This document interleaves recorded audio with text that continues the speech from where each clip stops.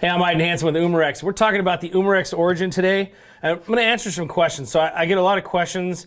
They send it through Instagram or whatever. But they'll ask the question on the Umarex Origin 25 and say, what scope do I put on this gun? This right now has a 1x6 on it. So the 1x6 is nice because you can pull it back. It's basically like a red dot at that point. If you have the kind that are illuminated. Other than that, it's just a dead-on 1-to-1. You can go from there. If you want to zoom it out to 6, you can. The other question I get, and this is good for a gun that's fast and light. So if you live in an area where you don't have a lot of distance to shoot, then I would probably recommend a 1-to-6, 1-to-8, 1-to-10. There's a lot of companies out there that have that.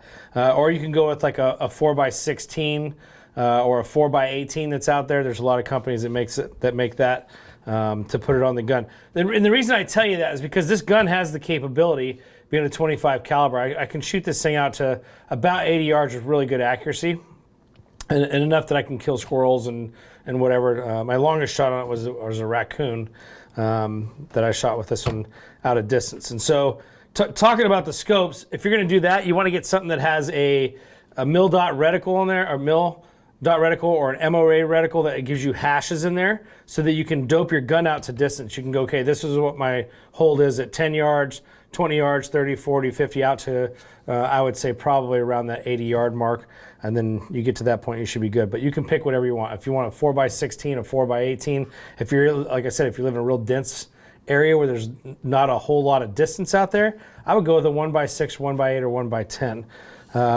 When it comes to the scope rings, you have enough room in here. So if you bring it down, you can run medium scope rings in here, or you can even run the low ones if you want.